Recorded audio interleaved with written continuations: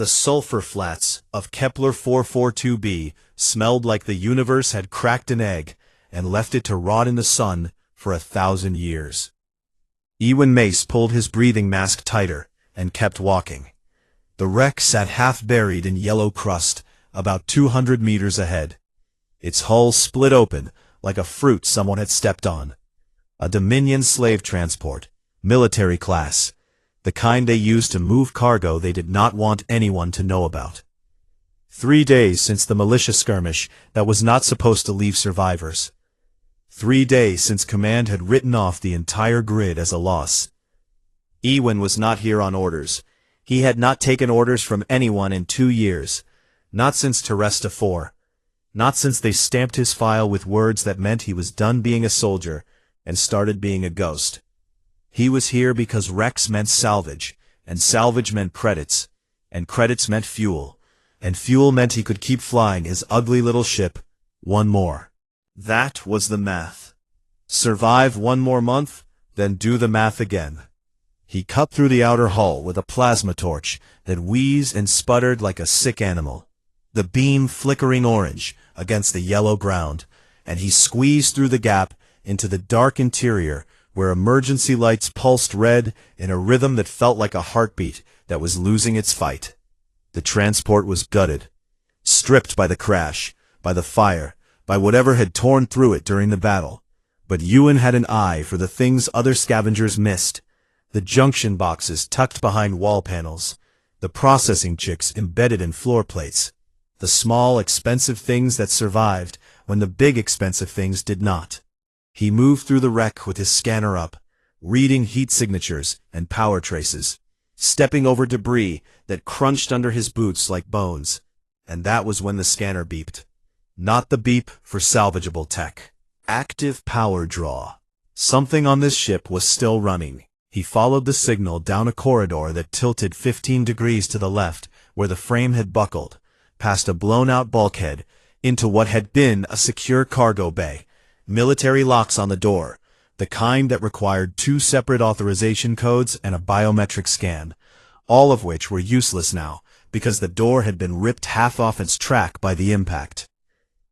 Inside the bay, under emergency lighting that painted everything the color of old blood, sat a containment pod, still sealed, still drawing power from a backup cell that had maybe 6 hours left in it. Ewan stood there for a long time. Containment pods on Dominion transports meant one of 2 things, either something very dangerous or something very valuable. And in his experience, those 2 categories overlapped more often than anyone liked to admit. He should walk away. That was the smart play, the surviving play, the play that kept him breathing 1 more month. He walked closer instead. The pod had a viewport, a small circle of treated glass about the size of his palm, and he wiped the grime from it with his sleeve and looked inside. She was not human. That was the first thing. The shape was close but not right, too long in the limb, the joints bending at angles that made his brain itch, the skin a deep blue-black that seemed to drink the red light rather than reflect it. And across that skin, patterns, bioluminescent lines that traced from her throat, down her arms, and across her ribs, pulsing in slow, irregular waves, like a signal fire that was running out of fuel.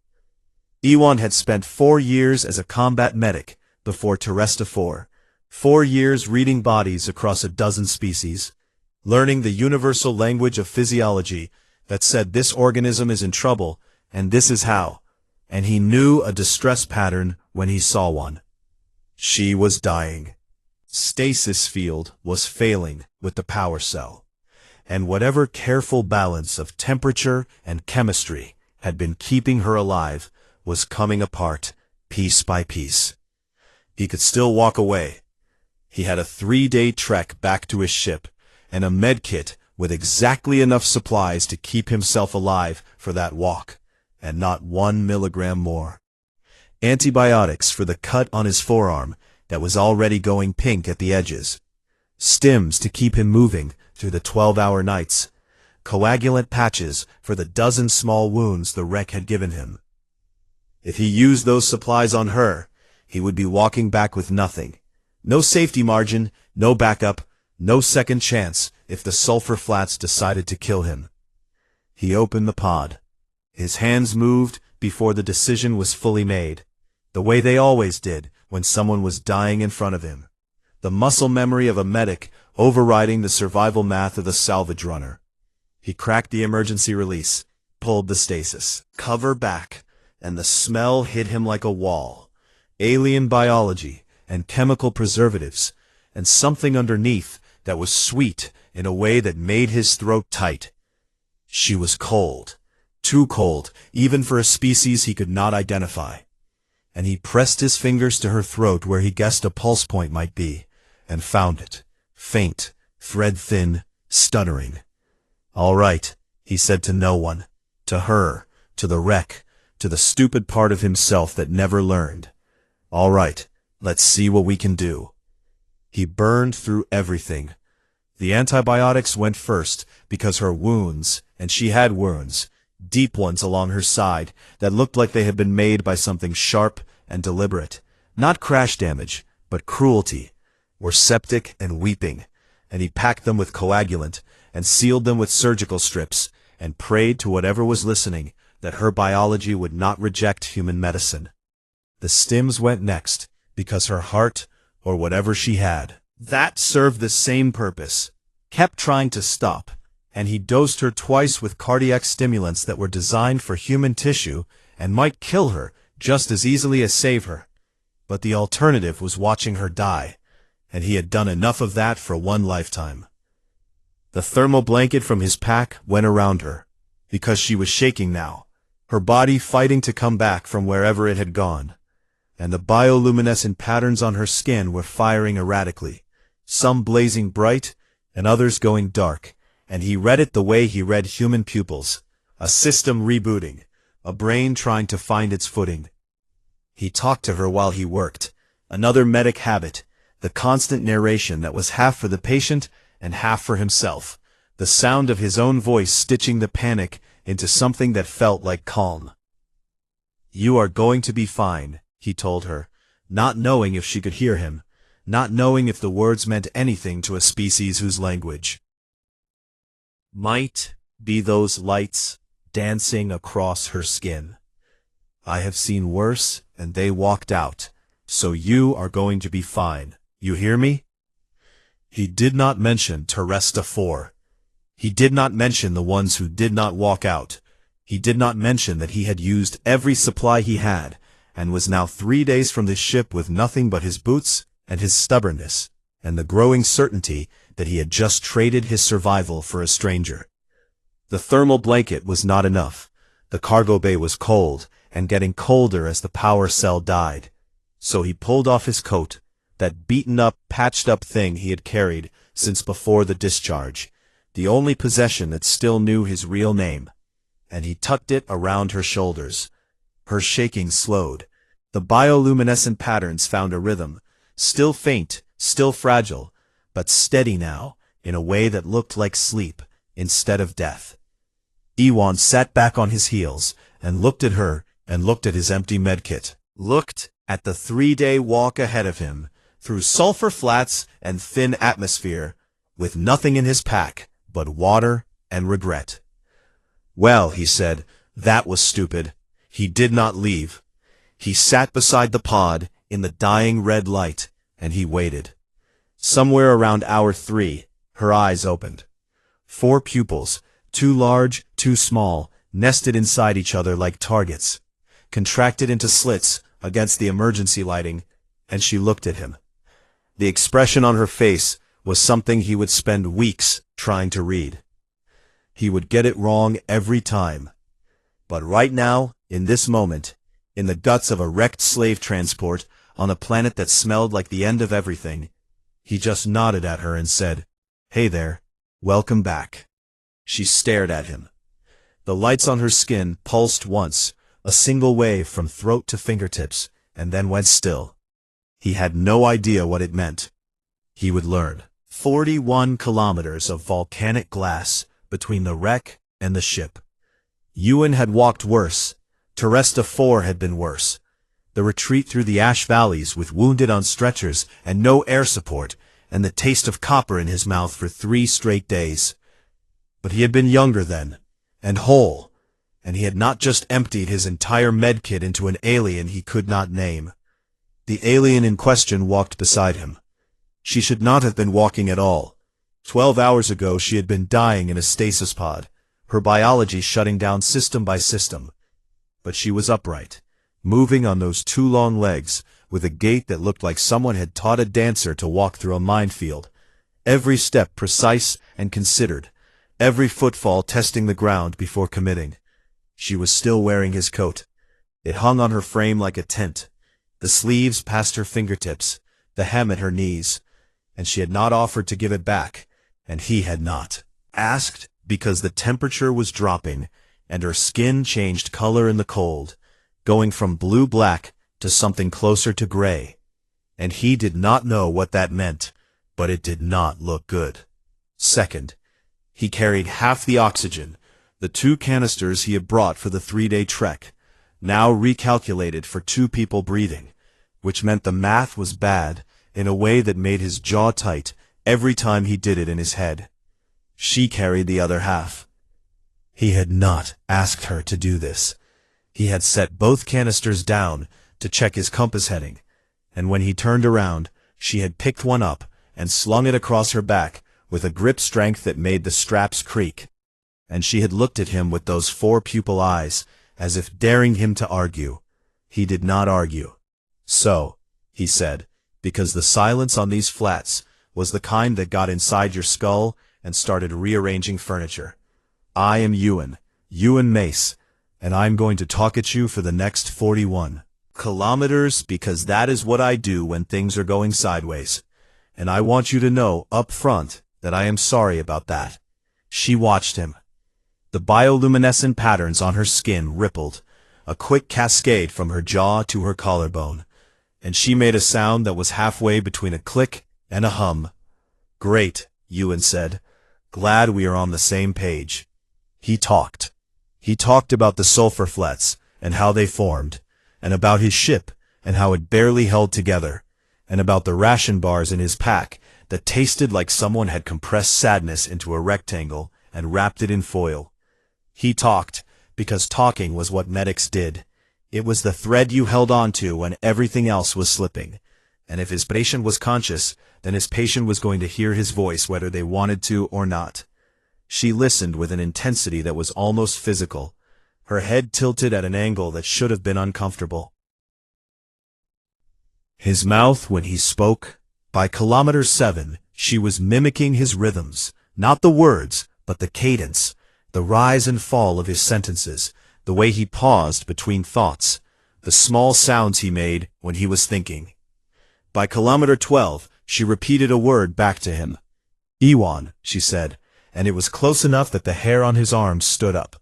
Yeah, he said, that is me.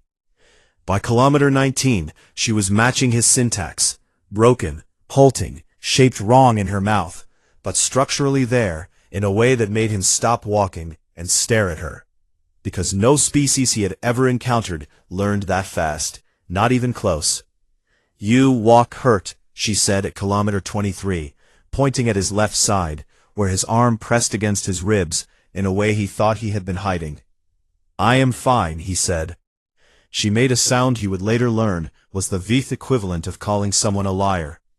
Her name, when she finally offered it, was a cascade of bioluminescent pulses, accompanied by a vocalization that had about 6 syllables too many for a human throat.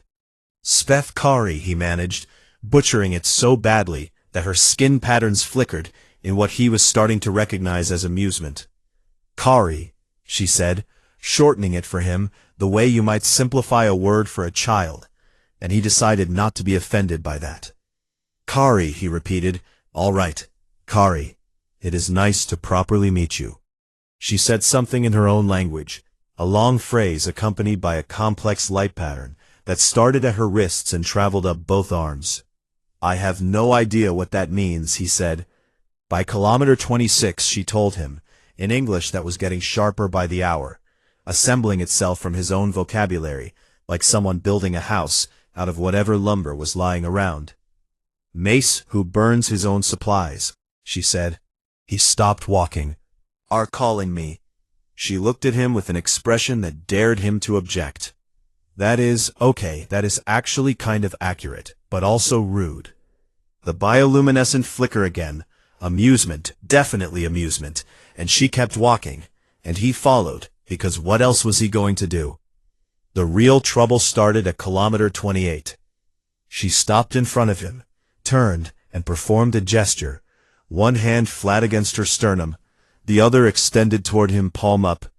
Her head bowed at an angle that exposed the back of her neck, and the light patterns on her skin arranged themselves into a formation that was so clearly formal and ritualized that even Ewan's total ignorance of her culture could not miss it. I owe, she said, a debt of body you saved. I owe. You don't owe me anything, Ewan said. She stared at him. She repeated the gesture, slower this time, more deliberate, as if she thought he had not understood. Kari, listen, you do not owe me. That is not how this works, okay? I did not save you because I wanted something. I saved you because you were dying and I was there, and that is it. That is the whole reason. Her bioluminescence stuttered, a pattern he had not seen before, something dissonant and confused, like a sentence that could not find its ending. She tried again at kilometer 31, a different gesture this time, both hands extended, palms up, the light patterns shifting into something that looked territorial, proprietary, as if she was offering him a piece of something. Land right, she said, struggling with the translation. I give, territory, you claim. I do not want your territory. At kilometer 33, she offered what he was fairly certain was either a marriage proposal or a declaration of vassalage, and the distinction between those two things in her culture was apparently thin enough that she used the same gesture for both. Kari, he said. And he was tired now, bone tired, the stims he did not have screaming in their absence, his left side aching in a way that was getting worse instead of better. I am not going to accept a debt, or a land right, or a whatever that last one was, because you do not owe me, and that is final. She looked at him for a long time. The four pupils in her eyes contracted and expanded in a pattern he could not read, and her bioluminescence cycled through 3 different formations before settling on something dim and troubled. This is not possible, she said, and her English was good enough now to carry the weight of genuine confusion. You give, you lose. You must take back. This is the structure, the way things are held together. Not for me, he said, not for my people. Then your people, she said, and the light other skin dimmed further, are either very strong or very stupid. Definitely, both. She decided he was lying. He could see it in the way her posture shifted, the diplomatic mask coming down over whatever genuine confusion had been there a moment before. And then she decided he was insane, and that was worse, because she looked at him the way you look at something that might be dangerous in ways you have not calculated yet. And then, somewhere around kilometer 36, in the thickening dark, as the planet's short day collapsed into its long freezing night, she arrived at the third option. That he was sincere. That he had burned his supplies and risked his life and asked for nothing, because that was genuinely, incomprehensibly, the way he was built. She went quiet after that. The kind of quiet that was not absence, but processing. A mind reshaping itself around an idea that did not fit into any space it had. Ewan's left side was getting worse. The shrapnel. He had taken it in the wreck, when he cut through the hull, a piece of casing that had punched through his jacket and lodged between his 4th and 5th ribs, and which he had pulled out himself and packed with the coagulant that was now inside Kari's wounds instead of his. The shrapnel wound was bleeding again. He could feel it, the warm, slow spread under his shirt, the way his breathing was getting shallow on the left side, the mathematics of blood loss that he knew by heart because he had calculated it for hundreds of patients and never once for himself. He pressed his arm tighter against his ribs and kept walking. At kilometer 38 he stumbled. Her hand was there before he hit the ground, wrapped around his arm with a grip that was so far beyond human strength that it rearranged his understanding of what she was, the fingers closing around his bicep like a vice made of silk, holding him upright with zero visible effort. She looked at his face. The blood had soaked through his shirt and through his jacket, and was now visible even in the dim light of the planet's 3 small moons. Every bioluminescent pattern on her skin went dark. All of them. All at once. He had never seen her go dark before. Even in sleep the patterns had pulsed faintly, a low idle rhythm that meant the lights were always on somewhere. But now there was nothing. Just the deep blue-black of her skin, unbroken by any glow, and in the moonlight she looked like a piece of the night that had taken shape and was holding on to him. "You are hurt," she said. "I am fine. You are bleeding, since the wreck, since before you opened the pod." It was not a question. "It is not that bad," he said, which was a lie, and they both knew it. She did not let go of his arm. Her pupils had expanded to their widest, all 4 of them, the nested circles opening up until her eyes were almost entirely black, and she was looking at him with something he could not catalog, something that lived in the space between fury and terror. She did not have a word for it yet. In her language, in the language of debt and transaction and power held in careful balance, there was no word for what she was feeling. The specific anguish of watching someone die for you who refuses to let you pay for it. She held him upright, and they walked. Her grip did not loosen for the remaining 3 kilometers. The dark stayed. Freeport Yannick was the kind of station that survived by not caring. It hung in the orbital dark between 2 dead moons, a sprawling tangle of docking rings and cargo bays and corridors that had been welded together over decades by people who understood that in this part of the galaxy, the only law was the one you could enforce yourself. And Freeport enforced exactly one law, which was that you paid your docking fee and you did not ask anyone else what they were doing there, and they did not ask you. Ewan liked it because it was the only place within 3 systems that would let him dock the contrition without running a background check that would flag his discharge papers. He liked it less right now, because he was lying face down on a table in a back-alley medbay, while a surgeon whose medical license was from a planet that no longer existed pulled shrapnel fragments from between his ribs, with tools that looked like they belonged in a machine shop. "Carried this for 4 days, the surgeon said, and it was not a question, and it was not admiration. It was the flat diagnostic tone of someone cataloging stupidity for professional purposes. 3.5, Ewan said into the table. The infection has reached the chest wall. I figured. Another 12 hours and it would have reached the lung. Well then it is a good thing I am here and not there." The surgeon made a sound that could have meant anything and went back to work with instruments that Ewan decided not to look at. Kari was on the ship.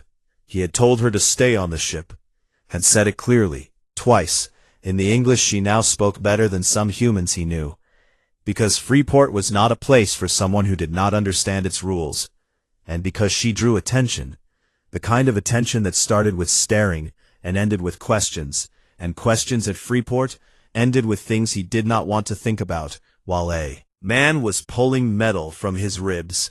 She had looked at him when he said it, and her bioluminescence had arranged itself into a pattern he was starting to recognize as, "I am choosing to tolerate your nonsense." And she had stayed on the ship. He hoped she had stayed on the ship. The surgeon sealed the wound with a bonding agent that burned like someone had poured fire into the gap between his ribs, and told him not to move for 6 hours, and charged him 400 credits, which was most of what he had. And Ewan lay on the table and stared at the ceiling, and thought about the data cores he had pulled from the wreck. He had grabbed them on the way out, an afterthought, a salvager's reflex, 3 processing cores from the transport's navigation and communications array that might have sellable data or might have nothing. And he had plugged them into the contrition system on the flight to Freeport and set them to decrypt Wrist terminal buzzed. Decryption complete. He sat up too fast, and the wound told him about it, in a language that did not require translation, as he pulled up the data on the terminal's small screen and started reading. The first file was a cargo manifest, standard Dominion format, coded and classified, listing the contents of the transport in the dry bureaucratic language that empires use when they are moving things they do not want to admit are people. But Ewan had seen Dominion manifests before, and he knew how to read between the lines, how to decode the designations and the security classifications and the routing priorities. The transport had not been carrying cargo. It had been carrying a single passenger.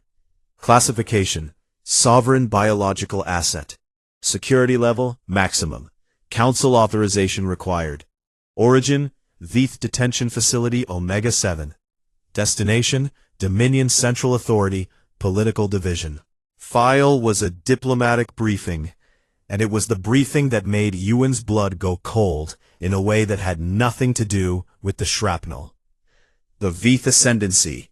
He had heard of them the way everyone had heard of them. A civilization the Dominion had crushed 40 years ago in a war that lasted 6 months and ended with the Ascendancy's homeworld burned to glass. The Veith Ascendancy had survived, barely, in scattered colonies across the Outer Rim. 6 billion people living under Dominion treaty law that kept them contained and controlled and slowly dying. The treaty required a living signatory from the Veith ruling bloodline. As long as that signatory existed and was in Dominion custody, the treaty held and the colonies stayed caged. If the signatory died or was freed, the treaty was legally void and the colonies could declare independence under Galactic Charter.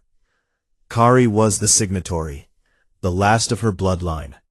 40 years in Dominion custody, moved from facility to facility, kept alive and contained, a living lock on a cage that held 6 billion of her people. She was not a refugee. She was not a prisoner. She was a queen. Ewan sat on the table in the back alley medbay and stared at his wrist terminal, and thought about the woman sitting on his ship, eating his ration bars, and wearing his coat, and calling him Mace who burns his own supplies, with that flicker of light across her skin that meant she found him absurd. He thought about what she was worth.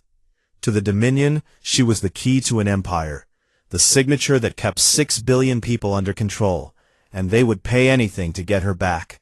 To the Ascendancy Resistance, she was the key to freedom, the one whose liberation would shatter the treaty and open the cage, and they would pay anything to have her. To the dozen brokers and information dealers and political operators on this very station, single being in the sector, a commodity whose price was measured in systems and fleets and the fates of civilizations. And to Ewan Mace, discharged medic, unlicensed salvager, a man with 400 credits less than he had this morning, and a hole in his ribs that was going to hurt for weeks. What was she to him? He could sell her location to the Dominion and never work again. One transmission, anonymous, and his account would fill with enough credits to buy a new ship and a new name, and a life that did not taste like sulfur and regret. He could hand her to the Dominion directly and buy himself something better than credits. A pardon, a reinstatement. The discharge papers burned, and his name cleared, and the stain of Terresta 4 wiped away as if it had never happened. He could contact the Ascendancy Resistance and become a political player, a human with leverage in an alien liberation war, the man who held the Queen. Everyone who learned what she was would offer him something. He opened a communication channel on his wrist terminal and punched in a frequency he had not used in 2 years. A militia network, off-grid, encrypted, the kind of channel that people used when they needed help and could not say why. "This is Mace," he said, and the words felt strange in his mouth after so long. "I need extraction for 2. The channel was silent for 4 seconds. Mace, a voice came back, scratchy with distance and encryption. "You are supposed to be dead." "I get that a lot. Extraction for 2, priority, Freeport Yannick, and I need it quiet. 2. Who is the second? Someone who needs to not be where she is. There was a pause. How much trouble? The kind where you don't want to know the details. Another pause. Longer this time. 48 hours, Bay 7, and Mace you owe me. Add it to the list. He closed the channel. When he got back to the contrition, Kari was sitting cross-legged on the floor of the cargo hold, surrounded by his ration bars, which she had arranged in a geometric pattern that might have been art or mathematics, or a map of something he could not see. And she looked up at him with those 4 pupils, and the bioluminescence on her skin pulsed once in greeting. She was still wearing his coat. "How are the ribs?" she said, because her English was terrifying now, and she had apparently decided that his injuries were her jurisdiction. "Fixed," he said, which was mostly true. "You are lying," she said, which was entirely true. He sat down across from her, and looked at the ration bar geometry, and tried to figure out how to say what he needed to say. "Kari," she looked at him, "I know what you are." The bioluminescence on her skin went very still. Not dark, not the way it had gone dark on the sulfur flats, but still in the way a person goes still when they have been carrying a secret, and someone just said it out loud. "I read the transport files," he said. "I know about the ascendancy. I know about the treaty. I know what you are to the Dominion, and I know what you are to your people." She said nothing for a long time. The ration bars sat between them in their careful pattern, and the ship hummed around them, and the station groaned outside the hull in the way stations always groaned. The sound of metal holding against vacuum. The sound of things barely held together. "And now," she said, and her voice was different. Not the voice she had built from his vocabulary over 41 kilometers, but something older, and harder, and more careful. A queen's voice, a survivor's voice. "Now you know what I am worth." "I know what you are worth," he said, "and it does not change anything. Everything changes when people know what I am worth. This has been true for 40 years. Not this time." She studied him. It was the same look she had given him on the sulfur flats. That long evaluation that tested every answer against every betrayal she had ever experienced. And he let her look, because he had nothing to hide and nowhere to put it if he did. "I contacted people," he said. "Extraction in 48 hours. I am getting you out." "Getting me out," she repeated. "Getting us out." Her bioluminescence flickered. "You said, extraction for 2. She had heard. Of course she had heard. The ship was small, and her hearing was apparently better than he had guessed. And she had been listening when he made the call, and she had heard him say 2, and she had not understood why the number was 2. "Why?" she said. "Why what? Why 2? Why are you coming? You can sell me and stay. You could give me and gain. Why 2? Ewan looked at her and thought about all the reasons he could give. The strategic reasons, the moral reasons, the practical reasons. And he said the one that was true.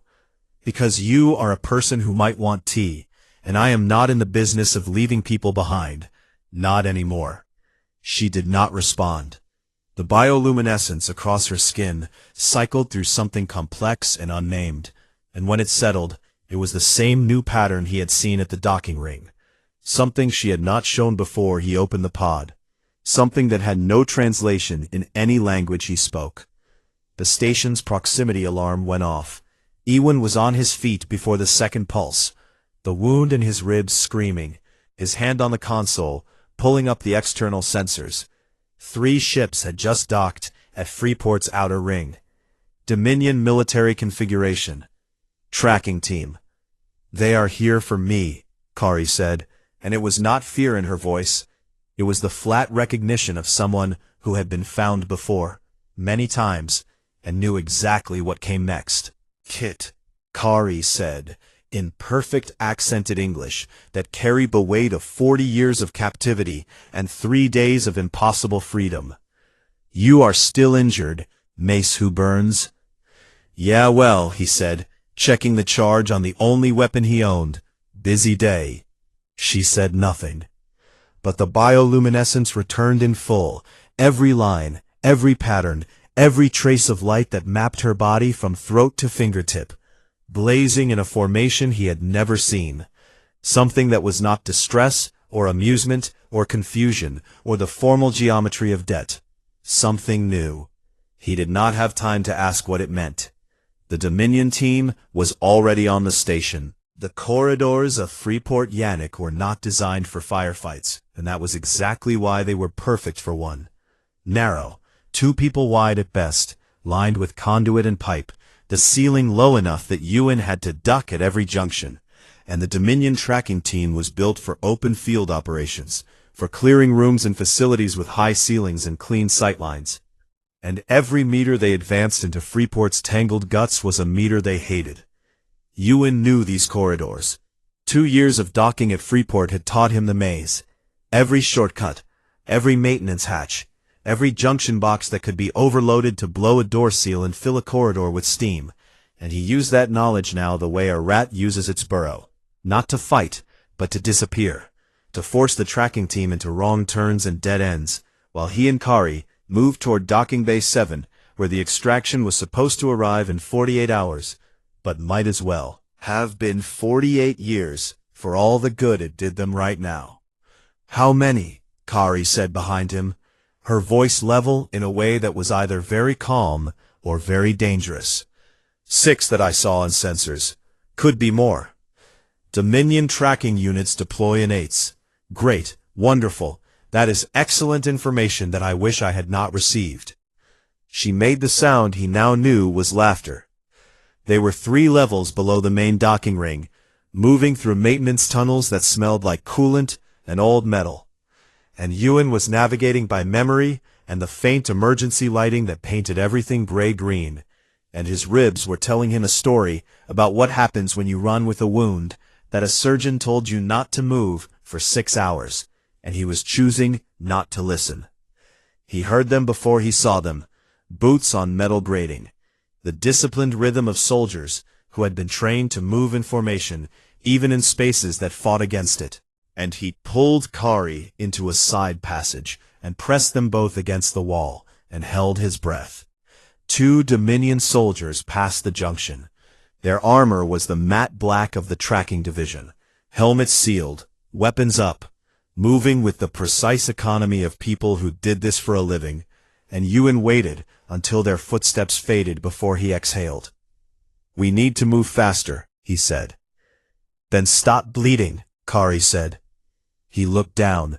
The wound had opened again, the surgeon's bonding agent cracking under the strain of movement, and the blood was soaking through his shirt in a dark spread that was getting harder to ignore. "I am not bleeding." "You are bleeding on the floor. I can track you by the drops. If I can track you, they can track you." She was right, and he hated that she was right.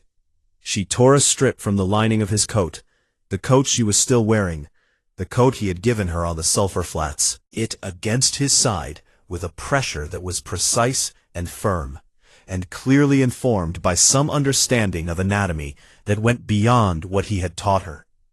"Hold this," she said. "Kari, we do not have time for—" "Hold it." He held it. They moved. The next junction opened into a wider corridor, one of the main throughways between the docking rings, and that was where they ran into the rest of the team.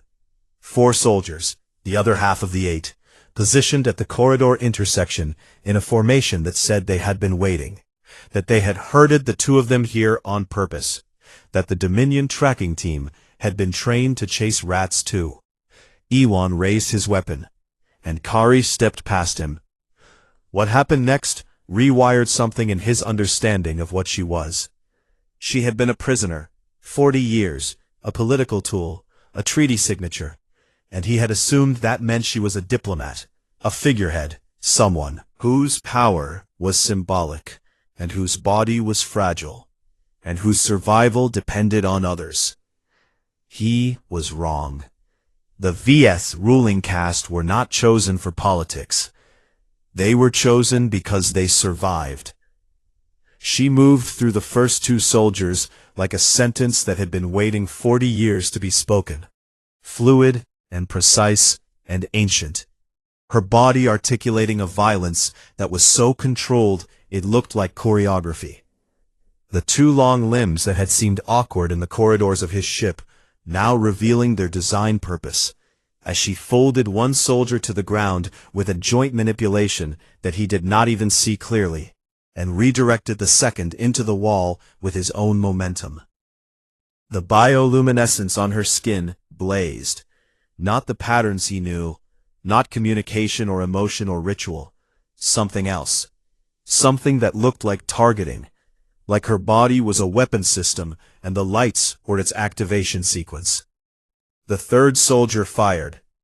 She was not where the shot went.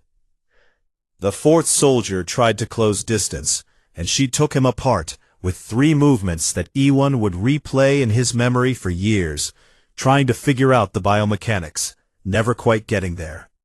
4 soldiers down in the time it took him to take 2 steps forward. She looked back at him, the coat swinging around her frame, the bioluminescence running hot across her skin, and in the gray-green emergency light she looked like something out of a myth, something that civilizations would build religions around, something that the Dominion had been very, very stupid to cage instead of kill. "You were a soldier," Ewan said. "I was a queen," she said, as if that answered the question, and it did. They ran. But there were more. Of course there were more. The Dominion did not send 1 team for a sovereign biological asset. They sent 3 or 4 or 5, and the corridors were filling with boots and voices and the sharp electric whine of weapons charging. Ewan and Kari fought a retreating action through 3 more levels, and he used every trick Freeport had taught him. Overloaded junction boxes that blew steam clouds into choke points. Emergency bulkheads dropped to seal corridors behind them. Access panels ripped open to reveal maintenance shafts that were not on any map. And she fought beside him with a competence that was humbling, and a ferocity that was terrifying, and a loyalty that made no sense to him at all, because she could have run, could have left him, could have used her speed and her strength to reach the ship alone. She did not leave him. The round caught him at level 6. A Dominion soldier at the end of a corridor he thought was clear. The shot punching through the left side of his abdomen. The same side as the shrapnel wound. The same side that the surgeon had sealed 4 hours ago. And the impact spun him into the wall, and he slid down it with a sound that was not dignified and was not brave. Just the sound of a body hitting its limit. Kari killed the soldier who shot him. She was beside him in 2 strides, her hands on his side where the blood was already coming, and the bioluminescence on her skin went through 3 patterns in rapid succession, the targeting sequence fading into something frantic and bright that he had never seen, and then into the dark, the complete dark, the same dark as the sulfur flats. "Get up," she said. "Kari, get up." He got up, because her voice did not allow for the alternative. They made it to Docking Bay 7, his ship sitting there in the ugly, beautiful shape he knew better than his own face. The contrition waiting, with its engines cold, and its ramp down, and its cargo hold open like a mouth. He got her inside. He got her past the airlock, into the main corridor, and he reached the exterior console and started the launch sequence. Engines warming, docking clamps releasing, navigation plotting a course that would get the ship clear of Freeport's gravity well and into open space. His hands were shaking. He could feel the blood leaving him in a way that was no longer a slow leak, but a steady pour. The wound in his abdomen doing what abdominal wounds do, and the math was running in his head the way it always ran. Blood volume, loss rate, time to critical. And the math was bad. The math said he was not going to make it to the ship. The math said if he got on the ship he would bleed out in the pilot's chair, and Kari would be trapped on a vessel she did not know how to fly, with Dominion ships closing in around her. The math said one of them was leaving, and it was not going to be him. He sealed the cargo bay behind her. He heard her turn, heard her footsteps on the deck, fast, coming back toward the airlock where he stood on the other side. Ewan, his first name. She had never used it before. It had always been Mace or Mace Who Burns, and the sound of his actual name in her voice hit him somewhere beneath the wound, somewhere that did not bleed. "The nav is set," he said, his hands on the exterior console. "Autopilot will take you clear. There is a resistance frequency in the comm system. Channel 9. You reach them and you tell them who you are. Open the airlock. Kari, open it. You know I am not going to do that." The airlock door was closing, the launch sequence pulling it shut on hydraulic arms that moved with the slow mechanical certainty of things that do not care about the people in their way. He pulled off his coat. Not her coat, his coat, the one he had put around her on the sulfur flats, the one she had worn for 4 days across volcanic glass, and through station corridors, and into a firefight. His coat, the only thing he owned, that still remembered who he was before the discharge.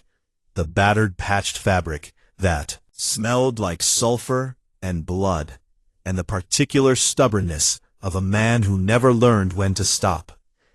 He pushed it through the narrowing gap of the airlock door. The cold sections of Freeport were on the other side of the bay, the parts of the station where the hull plating was thin, and the temperature dropped to levels that would kill her Vith biology in minutes if the launch failed and she had to come back. She needed it more than he did. She caught the coat. Her fingers closed around the fabric, and she looked at it, and she looked at him through the gap that was now less than a foot wide and closing, and she wrapped herself in it. Not the way you put on a coat for warmth, not arms through sleeves, not pulling it closed against the cold. She wrapped it around her shoulders the way she had performed the debt gesture on the sulfur flats, with formality, with intention, with the ancient precise movements of a ritual that predated written. The bioluminescence on her skin blazed in a pattern he had never seen. Every line lit, every trace burning, a full-body illumination that turned her into a beacon in the dark corridor of his ship. She was not taking the coat. She was wearing the marks of her protector. It was the oldest act in her civilization, older than the ascendancy, older than the treaty, older than the war, the queen claiming not a servant, not a debtor, not a vassal, but a person, her kept name, the one she carries forward, the one she does not leave behind. He did not know this. He thought he was giving a dying woman a coat. The airlock sealed. The ship launched. Ewan slid down the wall of Bay 7, with his hand pressed against his side, and the blood pooling beneath him, and he watched through the bay window as the Contrition's engines flared blue-white against the black, climbing away from the station, clearing the docking ring, growing smaller and brighter like a star being born. He closed his eyes. The Dominion soldiers were 30 seconds from breaching the bay door, and it did not matter, because nothing mattered, except that the ship was clear, and she was on it, and the coat was around her shoulders. And for the first time since Terresta 4, the math worked out in someone else's favor, because he had chosen to be the variable that got subtracted. He did it right this time. The bay door blew inward. He did not open his eyes. He woke up, and that was already wrong. The math had been clear, blood volume, loss rate, time to critical, and the math had said he was done, had said the numbers did not add up to another morning, had said Ewan Mace stopped being a living thing, somewhere on the floor of Docking Bay 7, while Dominion boots closed in around him. And yet, light. Not the gray-green of Freeport emergency strips, and not the red of the wrecked transport, and not the yellow of the sulfur flats. This light was white and clean and steady in a way that felt medical, institutional, the kind of light designed by people who needed to see clearly into the broken places of a body. He was on his back, on a surface that was not quite a bed, and not quite a table, but something between, contoured to his shape, in a way that suggested the surface had been built for him specifically, or had reshaped itself after he was placed on it. He tried to sit up. Pain, but not the pain he expected, not the deep organ damage pain of the abdominal wound. This was surface pain, surgical pain, the clean ache of tissue that had been cut open and put back together by someone who knew what they were doing. He sat up anyway, because that was what he did. The room was alien. He knew this the way you know something in your bones before your brain catches up. The angles were wrong. The proportions were wrong. The ceiling was too high for a human designer, and the doorways were too narrow, and the light came from the walls themselves rather than fixtures. A soft bioluminescent glow that pulsed in slow waves. The same kind of glow he had been watching for days on the skin of a woman who called him Mace Who Burns. He was on a Veeth ship. Around him, 3 figures worked, tall, long-limbed, their skin traced with the same bioluminescent patterns as Kari's, but in different colors and different configurations. And they were using instruments on him. Instruments that looked like glass and moved like water, and hummed at frequencies he felt in his teeth rather than heard with his ears. Veeth medics. Their bedside manner was non-existent. They did not look at his face, did not speak to him, did not acknowledge his consciousness as relevant to their work. And their instruments moved across his body with a precision that was impersonal and absolute, like engineers maintaining a system, rather than doctors treating a patient. "Hey," Ewan said. They did not respond. "Hey, where am I?" One of them made a sound, a sharp click that might have been an instruction to the others, or a command for him to lie down, or a Veeth profanity, and they continued working. His abdomen was sealed, not bandaged, not sutured, sealed, the skin smooth and unbroken, as if the wound had never existed, as if the shrapnel and the gunshot and the 4 days of bleeding had been an inconvenience that Veeth medicine considered. Beneath its attention, he touched the place where the wound had been. Nothing, no scar, no tenderness, no evidence that a hole had ever existed in his body. The door opened. It was not Kari. It was a Veeth male, taller than her, broader, his bioluminescent patterns running in severe geometric lines that spoke of military rank or authority, or both. And he looked at Ewan with the flat, appraising gaze of someone calculating whether a thing was useful or merely present. "You are the human," he said, in English that was technically correct and emotionally vacant. "I am a human," Ewan said. "I do not know if I am the one you mean. You are the one who had the queen. I did not have her. She is not a thing you have." The Veeth male's bioluminescence shifted, a quick pulse that Ewan had learned to read as surprise, though here it might have meant something different, might have meant this creature is stranger than we were. "Told. She came back for you," the male said. "What?" "The queen, Svethkari of the ruling line. She launched your ship, cleared the station's gravity well, transmitted on the resistance frequency, made contact with our nearest carrier group, transferred herself to our vessel, and then she took your ship, alone, back to Freeport Yannick." Ewan's hands went still on the surface of the bed that was not a bed. She re-entered the station through a secondary docking bay on the far side from Dominion positions. She moved through the cold sections where the temperature was lethal to our biology. She was wearing your coat. The coat. She found you on the floor of the docking bay in a pool of blood that our medics estimated represented 60% of your total volume, which should have meant you were dead, which by every calculation we can make means you are dead or so close that the distinction is academic. "Humans are stubborn," Ewan said, and his voice was doing something he did not authorize. "She carried you, physically carried your body through 300 meters of contested station corridor with Dominion soldiers actively searching for her. And she brought you to the secondary bay, and she launched and she docked with our carrier, and she told our medics to fix you." A pause. She did not say please. Ewan sat on the edge of the alien bed in the alien ship under alien light, and he pressed his hands flat against his knees, because his hands were shaking, and he needed them to stop. She came back. The math had said he was dead, and she had known the math. Her species built civilizations on mathematics, on the precise calculation of debt and cost and return. And the math had said he was a loss, an expenditure that could not be recovered, a variable that had already been subtracted. She came back anyway. "Your commanders," the Veith male said, and his tone had shifted into something more formal, more careful, the tone of someone delivering information that carried political weight. "Wish to speak with you. The Queen has called a council of the surviving Ascendancy leadership, and she has requested your presence." "My presence? I am a salvage runner with a discharged military record and a ship held together with tape." "You are the one she carries," the male said, and the way he said it made it sound like a title, a rank, something that existed in a hierarchy Ewan did not understand. "She wears your markings. She has claimed you before the council. Do you understand what this means?" "No." The male's bioluminescence flickered.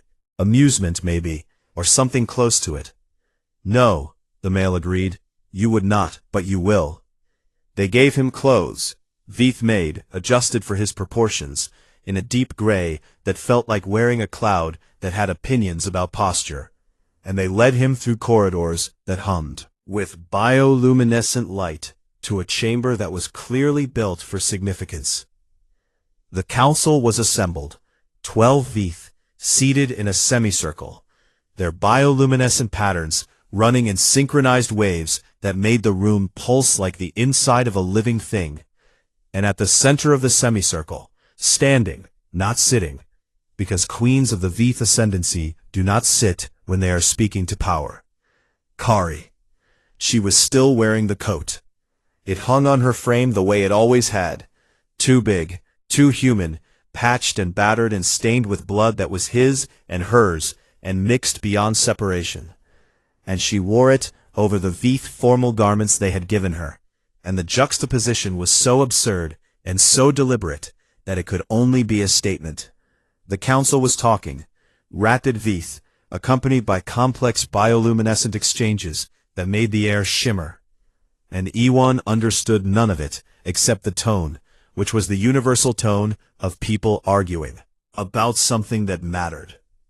He caught fragments, his name, spoken in the Veith way that made it sound like a place rather than a person, and words that Kari had taught him on the long walk, words for debt and cost and contract, and then a phrase he did not know, repeated by multiple council members with increasing emphasis, directed at Kari like a question she was expected to answer. She answered, not in the diplomatic register, not in the careful political language of a queen managing a council. She answered in a voice that was clear and final and carried across the chamber like a blade. The room went silent. Ewan leaned toward the Veith male who had escorted him. What did she say? The male looked at him for a long moment. She said, "This is approximate. The concept does not translate cleanly."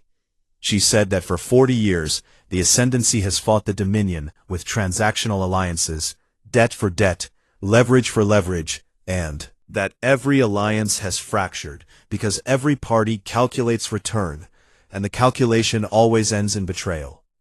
And she said she found something else, a principle she learned from a human on a sulfur flat, who had no reason to save her and did it anyway, and who burned what he needed to live so that she could. The male paused. She said this is not debt, that it is something the Veith do not have a word for, and she has proposed an alliance with the human colonies built on this principle instead of transaction.